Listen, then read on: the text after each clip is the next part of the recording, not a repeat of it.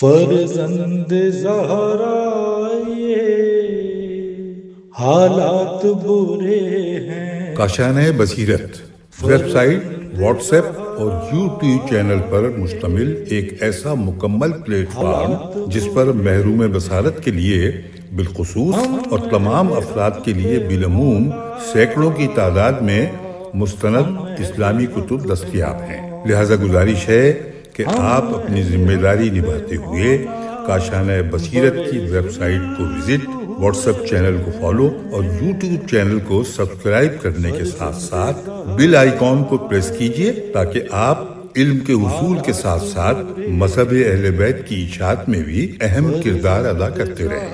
کاشانۂ بصیرت حالات برے ہیں۔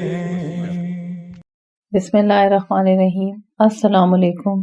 میزان الحکمت کی جلد نمبر 8 کاشانۂ بصیرت کے پلیٹ فارم سے آپ کی سماعتوں کے لیے ریکارڈ کی جا رہی ہے اور پارٹ نمبر 26 ہے۔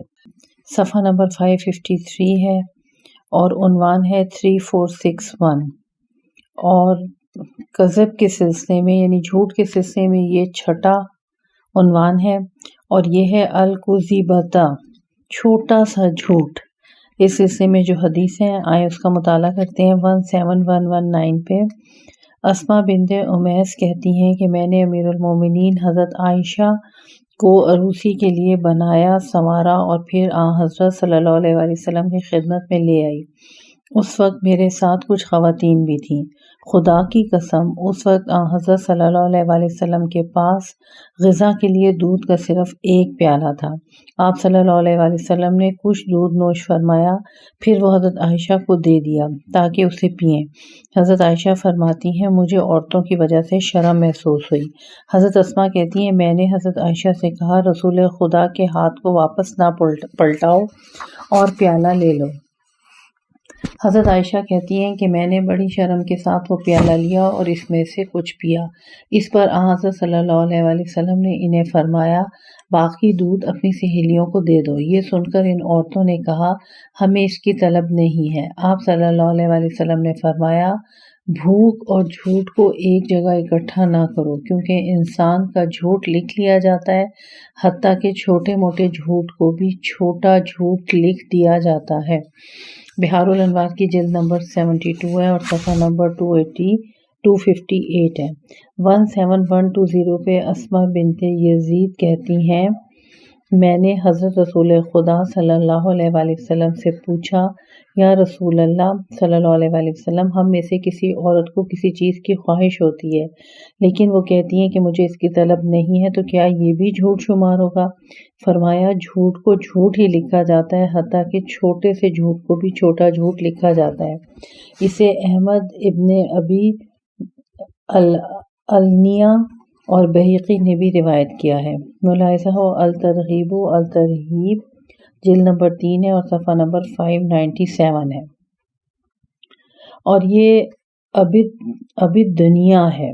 اسے احمد ابن ابی دنیا ہے، یہ یہاں پر النیہ لکھا ہوا ہے لیکن عربی میں یہ الدنیا ہے اور بہقی نے بھی روایت کیا ہے۔ اگلے حدیث پہ آ جائیں 17121 پر۔ حدیث کا ترجمہ عبداللہ بن عامر کہتے ہیں کہ ایک مرتبہ حضرت رسول خدا صلی اللہ علیہ وآلہ وسلم ہمارے گھر میں تشریف فرما تھے کہ اتنے میں میری والدہ نے مجھے بلایا اور کہا آؤ تمہیں ایک چیز دوں۔ حضرت صلی اللہ علیہ وآلہ وسلم نے ان سے کہا اسے کیا دینا چاہتی ہو؟ کہا کھجور کا ایک دانہ۔ حضرت صلی اللہ علیہ وآلہ وسلم نے فرمایا اگر تم اسے کچھ نہیں دو گی تو یہ تمہارے لیے جھوٹ لکھا جائے گا۔ الترغیب و الترہیب جلد نمبر 3 صفحہ نمبر 598۔ اسے ابو داؤد اور بہقی نے بھی روایت کیا ہے۔ 17122 پر کسی انسان کے جھوٹا ہونے کے لیے اتنا ہی کافی ہے کہ وہ ہر سنی سنائی بات کو بیان کر دے۔ حضرت رسول اکرم صلی اللہ علیہ وآلہ وسلم کنز العمال کی حدیث 8208 اور 8209 17123 پر تمہارے جھوٹا ہونے کے لیے یہی کافی ہے کہ جو کسی سے سنو اسے دوسروں کو بیان کرو۔ حضرت رسول اکرم صلی اللہ علیہ وآلہ وسلم تنبیہ الخواطر ہے اور صفحہ نمبر 362 ہے۔ 1724 پہ حدیث کا ترجمہ حارث ہمدانی کے نام امیر المومنین علیہ السلام کے مکتوب سے اقتباس۔ جو کسی سے سنو وہ سب کچھ لوگوں کو بیان نہ کرو کیونکہ جھوٹا ہونے کے لیے یہی کافی ہے۔ نیچ البلاغہ مکتوب نمبر 69 ہے، شرح ابن ابی الحدید ہے اور جلد نمبر 18 ہے۔ صفحہ نمبر 41 ہے، بحار الانوار کی جلد نمبر 2 ہے اور صفحہ نمبر 170 ہے۔ 17125 پر حدیث کا ترجمہ انسان کے گناہگار ہونے کے لیے اتنا ہی کافی ہے کہ وہ جو کچھ سنے سب کو بیان کر دے۔ حضرت رسول اکرم صلی اللہ علیہ وسلم کنز العمال کی حدیث 8207 اور 8224۔ 3462 پر حدیث ہے 3462 پر اگلا موضوع ہے علت الکذب، دروغ گوئی کے اسباب۔ یہ کذب کے سلسلے کا 7واں موضوع ہے۔ 17126 پر کوئی شخص اس لیے جھوٹ بولتا ہے کہ وہ اپنے اندر کوئی رسوائی و کمزوری محسوس کرتا ہے۔ حضرت رسول اکرم صلی اللہ علیہ وسلم کنز العمال کی حدیث 82312۔ 17127 پر کوئی جھوٹا اس لیے جھوٹ بولتا ہے کہ وہ اپنی اندر رسوائی و کمزوری پاتا ہے اور کسی سے ٹھٹا مذاق اس لیے کرتا ہے تاکہ جن کے سامنے جھوٹ بول رہا ہے ان سے اسے اطمینان حاصل ہو۔ حضرت رسول اکرم صلی اللہ علیہ وسلم بحار الانوار کی جلد نمبر 77 ہے، صفحہ نمبر 212 ہے۔ 17128 پر حدیث کا ترجمہ جھوٹ کا سبب بہت برا سبب ہوتا ہے۔ حضرت علی علیہ السلام بحار الانوار کی جلد نمبر 77 ہے اور صفحہ نمبر 212 ہے۔ 17129 پر حدیث کا ترجمہ جھوٹا انسان ذلیل اور پست ہوتا ہے۔ حضرت علی علیہ السلام غرر الحکم۔ اگلی حدیث بھی حضرت علی علیہ السلام کے غرر الحکم سے لی گئی ہے۔ 17130 پہ جھوٹا آدمی تباہی اور ذلت کے دہانے پر کھڑا ہوتا ہے۔ قول مؤلف ملاحظہ ہو باب کبر اور باب تکبر کا سبب، نیز باب نفاق اور نفاق کا سبب، نیز باب جھوٹ کا ثمرہ۔ اگلا عنوان الکذاب 3463 پر ہے اور یہ اس جو ہم موضوع پڑھ رہے ہیں اس سلسلے کا 8واں موضوع ہے۔ الکذاب یعنی کذاب، بہت بڑا جھوٹا۔ 17131 پہ عبد الرحمن بن حجاج کہتے ہیں کہ میں نے حضرت امام جعفر صادق علیہ السلام سے پوچھا، کذاب بہت بڑا جھوٹا وہ ہوتا ہے جو کسی بات میں جھوٹ بولے؟ فرمایا نہیں، ایسا تو ہر شخص میں ہوتا ہے، بلکہ کذاب وہ ہوتا ہے جو بات بات میں جھوٹ بولے اور جھوٹ اس کی عادت بن چکی ہو۔ بحار الانوار کی جلد نمبر 72 ہے اور صفحہ نمبر 248 ہے۔ 17132 پر حدیث کا ترجمہ تم میں سے جو بھی شخص اس قدر جھوٹ بولے کہ اس کے دل میں سوئی کی نوک کے برابر بھی سچ کی جگہ باقی نہ رہے تو وہ خدا کے نزدیک کذاب لکھ دیا جاتا ہے۔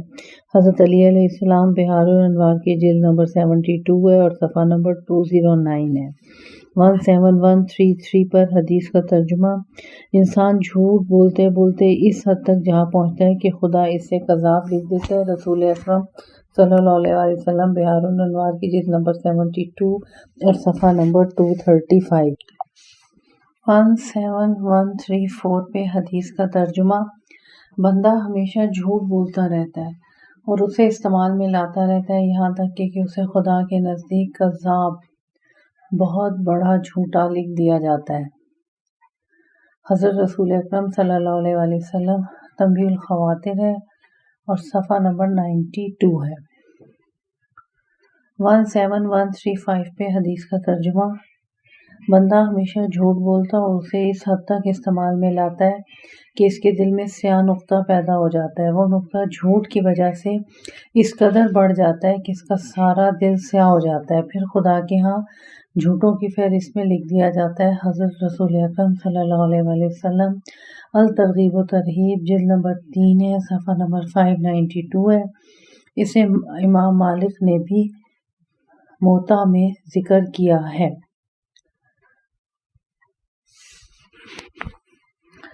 اگلی حدیث ہے 17136 پہ کذاب کی ایک نشانی یہ بھی ہے کہ تمہیں زمین و آسمان اور مشرق و مغرب کی باتیں تو بتائے گا لیکن جب اسے حلال و حرام کی بات پوچھو تو اس کے پاس کوئی جواب نہیں ہوتا۔ امام جعفر صادق علیہ السلام بہار کے جلد نمبر 72 ہے، صفحہ نمبر 248 ہے، جلد نمبر 2 ہے اور صفحہ نمبر 340 ہے۔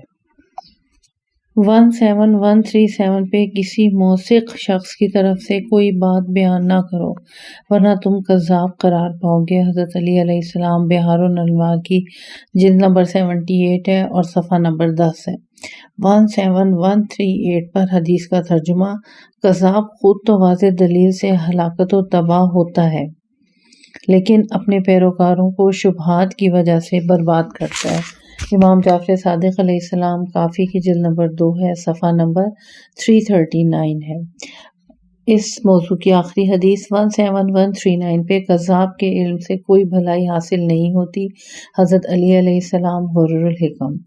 3464 پر کذاب کے سلسلے کا موضوع نمبر 9 ہے، ثمرۃ الکذب، جھوٹ کا ثمر۔ اس سلسلے میں قرآن مجید کی سورہ زمر کی آیت نمبر 3 یہاں پر لکھی گئی ہے، آئیں پڑھتے ہیں۔ ان اللہ لا یہدی من هو کاذب کفار، بے شک اللہ تعالیٰ اس شخص کو ہدایت نہیں کرتا جو جھوٹا اور ناشکرا ہو۔ یہ سورہ زمر کی آیت نمبر 3 تھی۔ اگلی سورہ مومن کی آیت نمبر 28 ہے، ان اللہ لا یہدی من هو مسرف کذاب، بے شک اللہ تعالیٰ اس کو ہدایت نہیں کرتا جو حد سے گزرا ہوا اور بہت جھوٹا ہو۔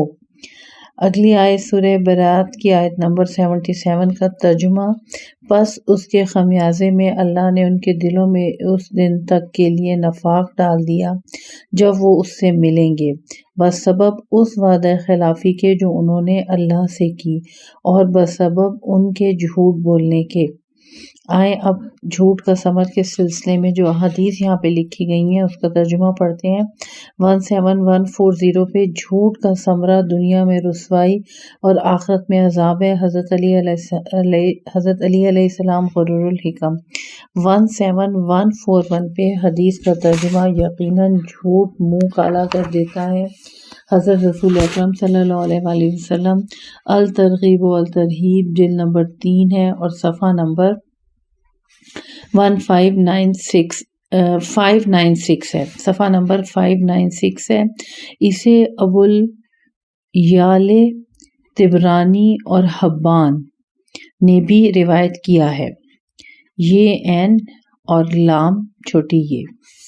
ابو یعلى طبرانی اور حبان نے بھی روایت کیا ہے۔ 17142 پر حدیث کا ترجمہ: جھوٹ مت بولا کرو کیونکہ اس سے تمہاری آبرو ضائع ہو جائے گی۔ امام جعفر صادق علیہ السلام بہار الانوار کی جلد نمبر 72 ہے اور صفحہ نمبر 192 ہے۔ 17143 پر انسان کا کثرت سے جھوٹ بولنا اس کی آبرو کو ضائع کر دیتا ہے، حضرت علی علیہ السلام غرر الحکم۔ 17144 پر جس کی دروغ گوئی زیادہ ہوگی اس کی آبرو مٹ جائے گی، حضرت عیسیٰ علیہ السلام بہار الانوار کی جلد نمبر 72 ہے اور صفحہ نمبر 193 ہے۔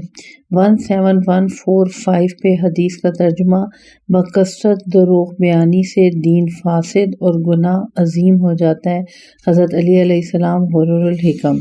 17146 پہ حدیث کا ترجمہ: جھوٹ کا انجام پشیمانی ہے، حضرت علی علیہ السلام بہار الانوار کی جلد نمبر 77 ہے اور صفحہ نمبر 211 ہے۔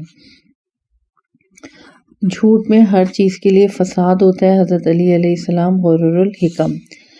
یہ اس کا نمبر تھا 17147۔ 17147 پہ جھوٹ میں ہر چیز کے لیے فساد ہوتا ہے، حضرت علی علیہ السلام غرر الحکم۔ 17148 پہ جھوٹ دنیا میں ننگ و عیب اور آخرت میں جہنم کا عذاب ہے، حضرت علی علیہ السلام غرر الحکم۔ اگلی حدیثیں بھی حضرت علی علیہ السلام کی غرر الحکم سے لی گئی ہیں، اس لیے میں اب ان کا ترجمہ پڑھتی ہوں۔ 17149 پہ جھوٹ نفاق تک لے جاتا ہے۔ 17150 پہ حدیث ہے، جھوٹ جنگ و اعدال کا موجب ہوتی ہے، اعدال نہیں ہوگا، جنگ و جدال کا موجب ہوتا ہے، حضرت علی علیہ السلام غرور الحکم ہے، اس لیے کہ یہ عربی میں بھی الکذب یوجب الوقیت یعنی واقع ہوتی ہے، تو جھوٹ جنگ و جدال کا موجب ہوتی ہے۔ حضرت علی علیہ السلام غرور الحکم ہے۔ 17151 پہ حدیث کا ترجمہ ہے، جھوٹے انسان میں مروت کم ہوتی ہے۔ رسول اکرم صلی اللہ علیہ وآلہ وسلم بحار الانوار ہے، جلد نمبر 72 ہے، صفحہ نمبر 259 ہے۔ 17152 پہ جو جھوٹ بولتا ہے وہ اپنی مروت کو خراب کر دیتا ہے۔ حضرت علی علیہ السلام غرور الحکم۔ اگلی بھی دو حدیث جو ہیں حضرت علی علیہ السلام کے غرور الحکم سے لی گئی ہیں۔ 17153 پہ جھوٹ اور مروت ایک جگہ اکٹھے نہیں ہو سکتے۔ 17154 پہ جو جھوٹا مشہور ہوتا ہے اس پر بہت کم اعتبار کیا جاتا ہے، اور جو جھوٹ سے اجتناب کرتا ہے اس کی باتوں کو سچا مانا جاتا ہے۔ حضرت علی علیہ السلام غرور الحکم ہے۔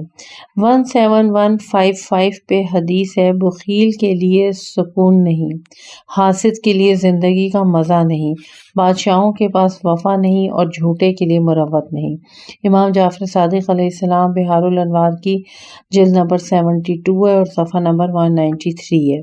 17156 پہ حدیث کا ترجمہ، جھوٹ انسان کے آبرو کو خراب کر دیتا ہے۔ حضرت علی علیہ السلام غرور الحکم۔ 17157 پہ حدیث کا ترجمہ، کذاب اور مردہ برابر ہوتے ہیں، کیونکہ زندہ انسان کی مرنے والے پر اس لیے فضیلت ہوتی ہے کہ اس کی باتوں پر وثوق ہوتا ہے، پس جس کی باتوں پر وثوق ہی نہ ہو اس کی زندگی بیکار ہوتی ہے۔ حضرت علی علیہ السلام غرور الحکم۔ باقی بھی جو حدیث ابھی میں پڑھنے لگی ہوں حضرت علی علیہ السلام کی غرور الحکم سے لی گئی ہے۔ 17158 پہ کذاب کی باتیں ناقابل اعتماد ہوتی ہیں، خواہ اس کی دلیل پختہ اور انداز گفتگو سچا ہی کیوں نہ ہو۔ حضرت علی علیہ السلام کی غرور الحکم سے۔ اگلی حدیث 17159 پہ، کذاب سے کبھی مدد حاصل نہ کرو، کیونکہ جھوٹا شخص تمہارے لیے قریب کی باتیں دور کر کے دکھائے گا اور دور کی باتیں نزدیک کر کے دکھائے گا۔ امام جعفر صادق علیہ السلام کی بحار الانوار کی جلد نمبر 78 ہے اور صفحہ نمبر 230 ہے۔ 17160 پر، جھوٹا شخص اپنے جھوٹ کی وجہ سے 3 نقصان اٹھاتا ہے۔ نمبر 1، خدا اس پر غضبناک ہوتا ہے۔ نمبر 2، لوگ اسے حقارت کی نگاہ سے دیکھتے ہیں، اور نمبر 3، ملائکہ اس سے ناراض ہوتے ہیں۔ حضرت علی علیہ السلام غرور الحکم۔ 17161 پہ، جھوٹا شخص صالح بننے سے کوسوں دور ہوتا ہے اور دوسرے بے شرم منافق بھی۔ حضرت علی علیہ السلام غرور الحکم ہے۔ 17162 پہ، انسان ایسے جھوٹ بولتا ہے جس سے وہ نماز شب یعنی تہجد سے محروم ہو جاتا ہے۔ امام جعفر صادق علیہ السلام بحار الانوار کی جلد نمبر 72 ہے اور صفحہ نمبر 260 ہے۔ 17163 پر، دروغ گوئی روزی کو گھٹا دیتی ہے۔ حضرت رسول اکرم صلی اللہ علیہ وآلہ وسلم الترغیب و الترہیب جلد نمبر 3 ہے، صفحہ نمبر 1596 سے اس بہانی نے روایت کیا ہے۔ 17164 پہ، جھوٹ بولنے والے کو اپنی عادت بنا لینا تنگ دستی کا موجب ہوتا ہے۔ حضرت علی علیہ السلام غرور الحکم کی جلد نمبر 72 ہے اور صفحہ نمبر 216 ہے۔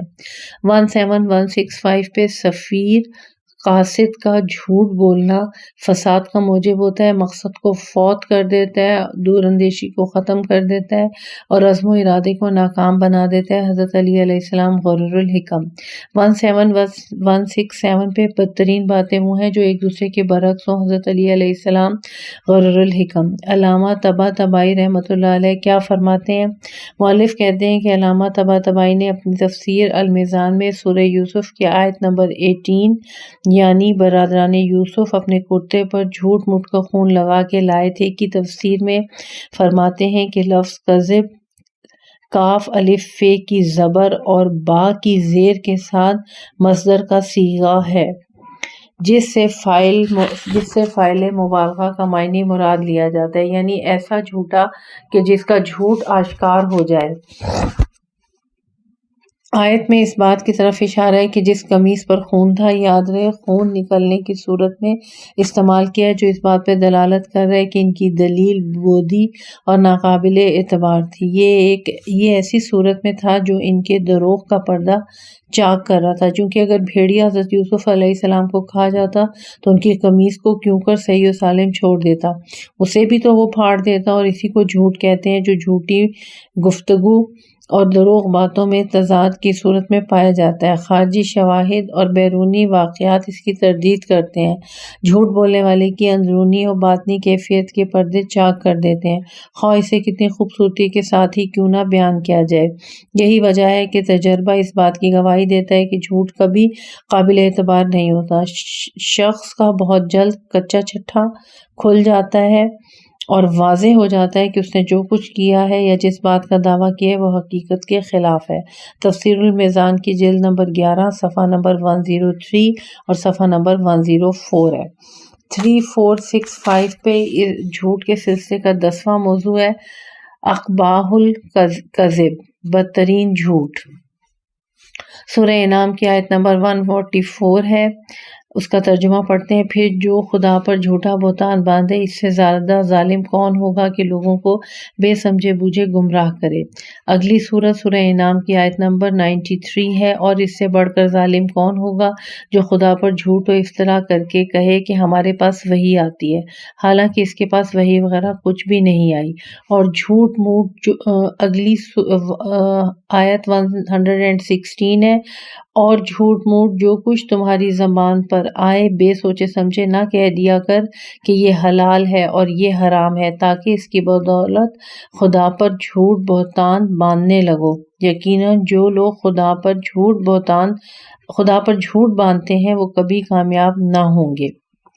اگلی آیت سورہ زمر کی آیت نمبر 60 ہے، جو بدترین جھوٹ کے عنوان کے تحت یہاں پہ لکھی گئی ہے، اور کہتے ہیں کہ یہ جو ہم پڑھتے ہیں خدا کی طرف سے ہے، حالانکہ وہ خدا کے ہاں سے نہیں ہوتا، پس جان بوجھ کر وہ خدا پر جھوٹ جوڑتے ہیں، اور جن لوگوں نے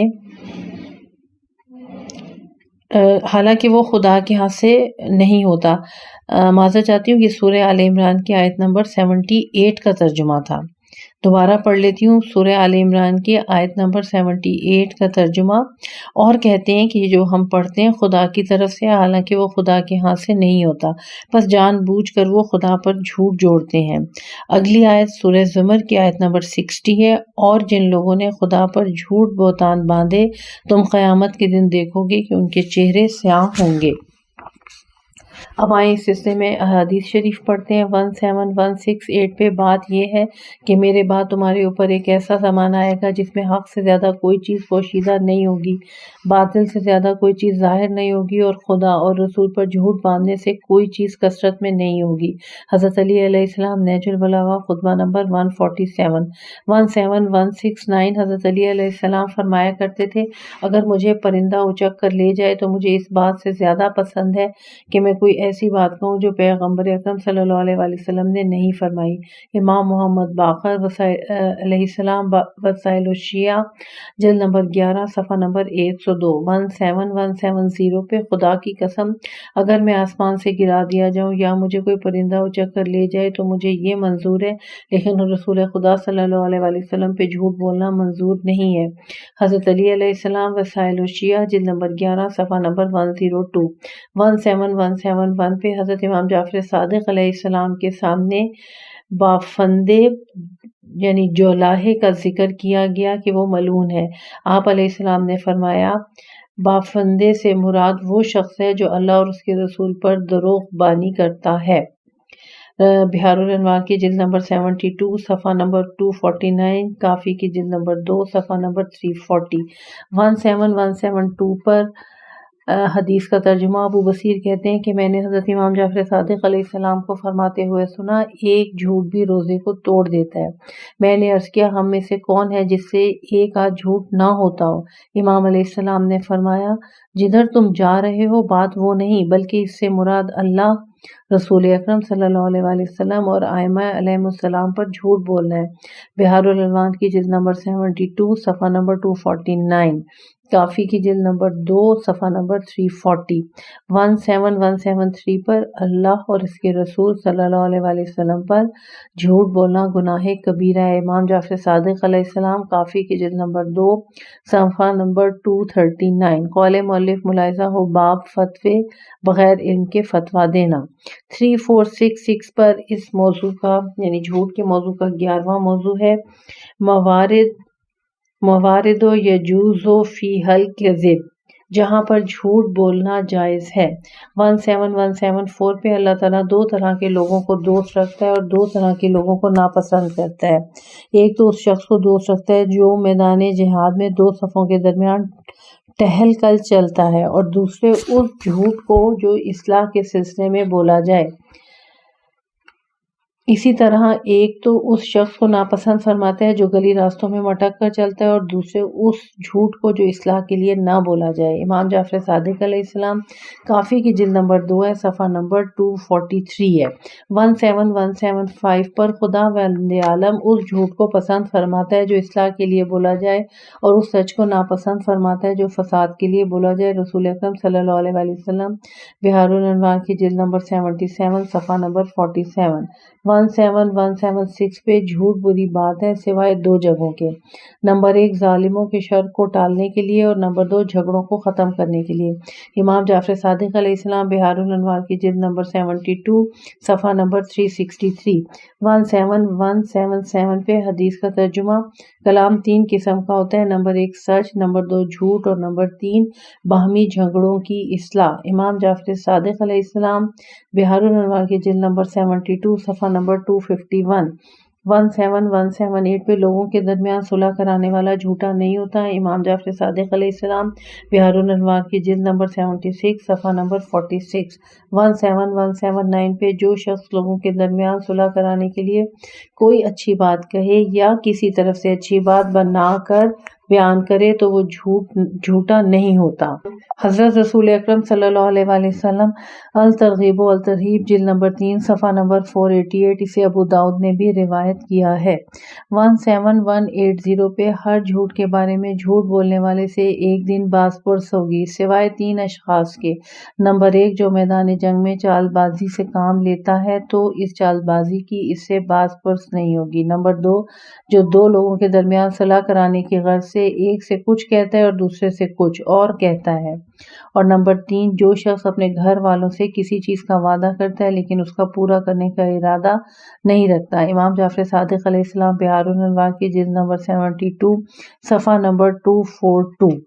قول مؤلف علامہ مجلسی علیہ رحمہ فرماتے ہیں کہ حدیث کا مضمون شیعہ سنی دونوں مکاتب فکر کے درمیان متفق علیہ ہے، جیسا کہ ترمذی نے پیغمبر اکرم صلی اللہ علیہ وآلہ وسلم سے روایت کی ہے کہ آپ صلی اللہ علیہ وآلہ وسلم نے فرمایا: جھوٹ صرف 3 مقام پر جائز ہوتا ہے: نمبر 1 مرد اپنی بیوی کو خوش کرنے کے لیے کوئی بات کرے، نمبر 2 جنگ میں جھوٹ بولا جائے، اور نمبر 3 لوگوں کے درمیان صلح کرانے کے لیے۔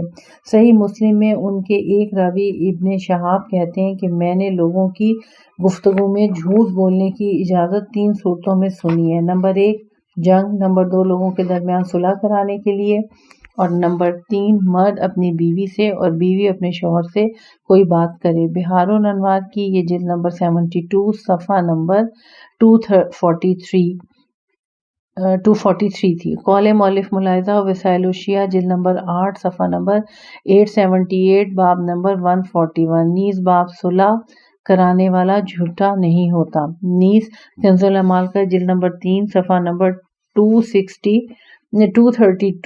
632 اور صفحہ نمبر 634۔ نیز المہجۃ البیضاء جلد نمبر 5 صفحہ نمبر 243۔ ان چیزوں کا بیان جن میں جھوٹ بولنے کی اجازت ہے۔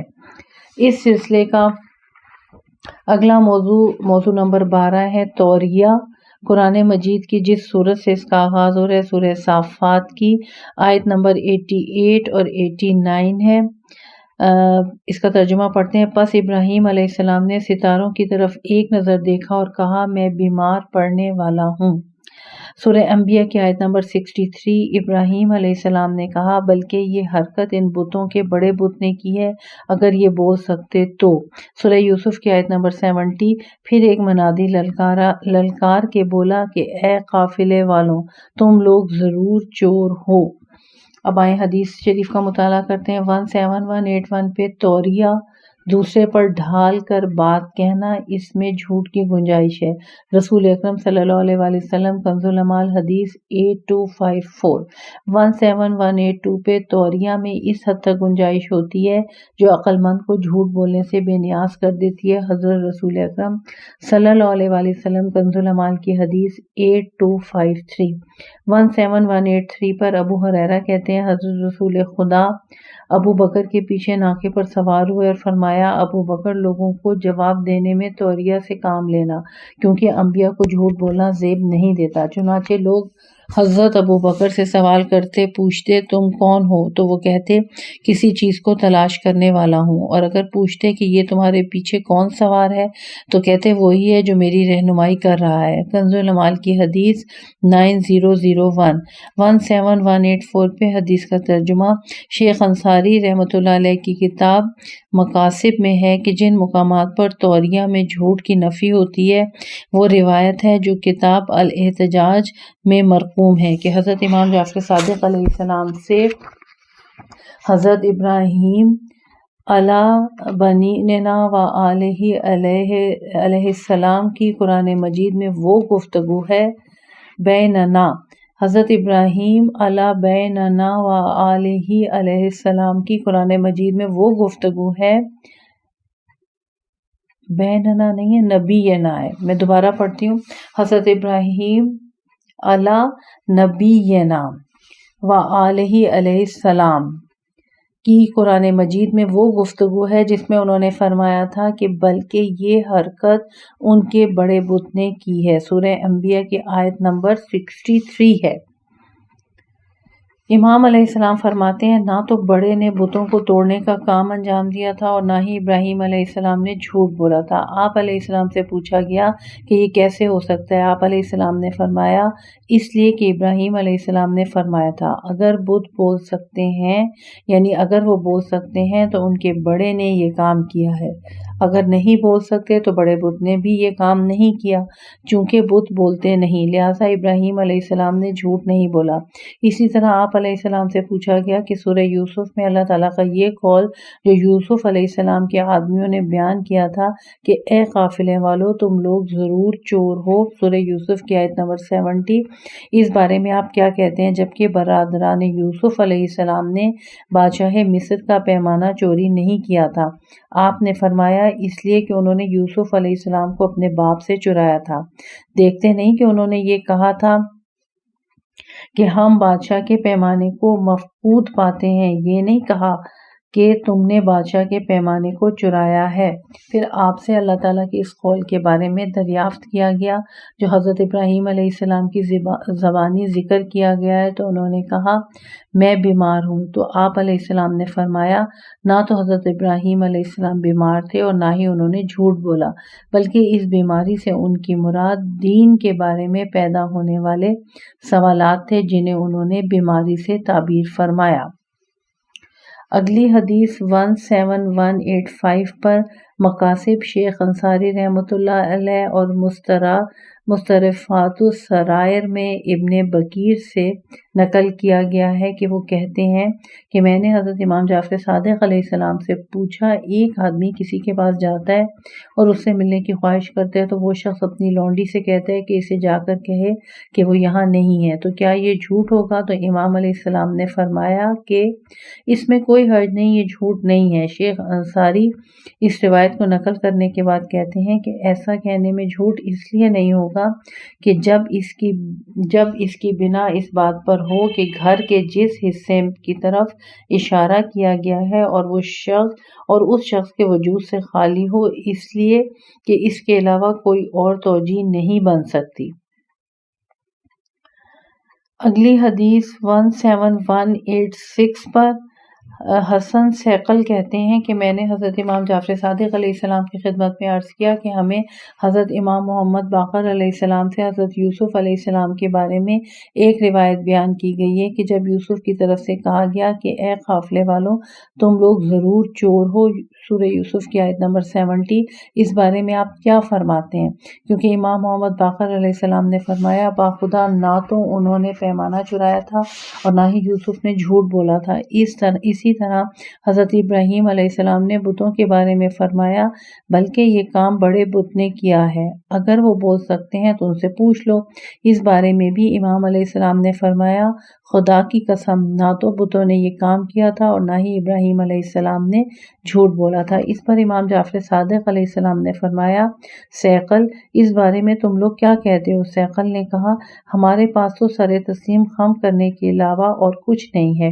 امام علیہ السلام نے فرمایا ابراہیم علیہ السلام نے جو یہ کہا تھا اس سے ان کی مراد اصلاح کرنا تھی اور اس بات کی طرف اشارہ تھا کہ بت کوئی کام نہیں کر سکتے، اور اگر یوسف علیہ السلام نے ایسا کہا تھا تو بھی اس سے ان کی مراد اصلاح کرنا تھی اور یہ بتانا تھا کہ برادران یوسف علیہ السلام نے یوسف علیہ السلام کو چرایا تھا۔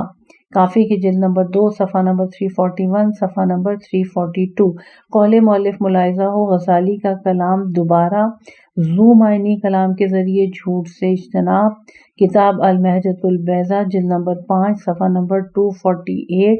نیز باب فقہ میں ہے بہت بڑا فقیہ۔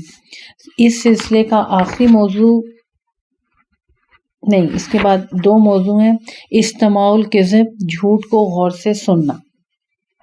استماع الکذب یعنی جھوٹ کو غور سے سننا 3468 اس کا نمبر شمار ہے اور اس سلسلے کا یہ 12واں موضوع ہے۔ سورہ مائدہ کی آیت نمبر 41۔ اور بعض یہودی ایسے ہیں جو جھوٹی باتیں بہت شوق سے سنتے ہیں، اور اگلی آیت ہے سورہ نبا کی آیت نمبر 25۔ نہ تو وہاں بیہودہ باتیں سنیں گے اور نہ جھوٹ۔ اس سلسلے میں احادیث پڑھتے ہیں 17187 پہ حضرت امام جعفر صادق علیہ السلام سے قصہ خوانوں کے بارے میں سوال کیا گیا کہ کیا ان کے قصوں کو سننا جائز ہے؟ فرمایا نہیں، اور ساتھ ہی یہ بھی فرمایا جو کسی بات کرنے والے کی باتوں کو غور سے سنتا ہے وہ اس کا عبادت گزار ہو جاتا ہے۔ اگر بات کرنے والا خدا کی باتیں کرتا ہے تو وہ خدا کا عبادت گزار کہلاتا ہے، اور اگر شیطان کی باتیں کرتا ہے تو وہ شیطان کا عبادت گزار کہلاتا ہے۔ بحار الانوار کی جلد نمبر 72 صفحہ نمبر 264۔ 17188 پر اور جسے دنیا نے اوج رفعت پہ پہنچایا ہو اسے بلند مرتبہ نہ خیال کرو، اس کے چمکنے والے بادل پر نظر نہ کرو، اس کی باتیں کرنے والے کی باتوں پر دھیان نہ دھرو، کیونکہ اس کی چمکتی بجلیاں نمائشی اور اس کی باتیں جھوٹی ہوتی ہیں۔ حضرت علی علیہ السلام نہج البلاغہ خطبہ نمبر 101۔ 17189 پہ گمراہوں کی باتوں پر کان نہ دھرو، حضرت علی علیہ السلام نہج البلاغہ مکتوب نمبر 10۔ قول مؤلف ملاحظہ ہو بحار الانوار کی جلد نمبر 72 صفحہ نمبر 264 باب 15۔ بیہودہ باتوں، جھوٹ، باطل اور قصوں کو سننا۔ اب کذب کے سلسلے کا آخری عنوان ہے 3469 پہ عنوان نمبر 13۔ لا تخدعوکم الکواذب، لا تخدعوکم الکواذب، دروغ گوؤں کے دھوکوں میں نہ آنا۔ 17190 پہ اللہ تعالیٰ اس شخص پہ رحم کرے جس نے حکمت کا کوئی کلمہ سنا تو اسے گرہ میں باندھ لیا، ہدایت کی طرف اسے بلایا گیا تو دوڑ کر قریب ہوا، اپنی خواہشات کا مقابلہ کیا اور اپنی امیدوں کو جھٹلایا۔ حضرت علی علیہ السلام نہج البلاغہ خطبہ نمبر 76۔ 17191 پہ تقویٰ اللہ کے دوستوں کو خدا کی منع کردہ چیزوں سے بچاتا ہے، پس جو اس تعب و غفلت سے کہ عوض دائمی راحت اور اس پیاس کے بدلے میں تسنیم و کوثر سے سیرابی حاصل کرتے ہیں، انہوں نے موت کو قریب سمجھ کر اعمال میں جلدی کی اور امیدوں کو جھٹلا کر اجل کو نگاہ میں رکھا۔ حضرت علی علیہ السلام نہج البلاغہ خطبہ نمبر 114۔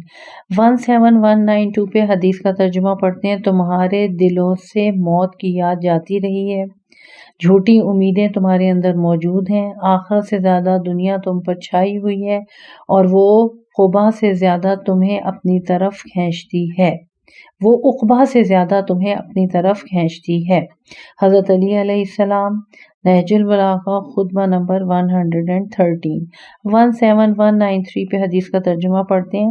یہ غلط روشیں تمہیں کہاں لے جا رہی ہیں، یہ اندھیریاں تمہیں کن پریشانیوں میں ڈال رہی ہیں، اور یہ جھوٹی امیدیں تمہیں کاہے کا فریب دے رہی ہیں۔ حضرت علی علیہ السلام، نہج البلاغہ خطبہ نمبر 108۔ قول مؤلف ملاحظہ ہو، باب آرزوئیں، غلط آرزوؤں سے بچتے رہو، نیز باب دنیا، دنیوی زندگی تمہیں دھوکہ دیتی ہے، پارٹ 1 اور پارٹ 2۔ اس پارٹ کا یہیں پر اختتام کرتے ہیں۔ ہم کتاب میزان الحکمت جلد نمبر 8 کے سلسلے میں 577 صفحے تک ریڈنگ کر چکے ہیں، اور ابھی یہ کتاب میزان الحکمت جلد نمبر 8 جاری ہے۔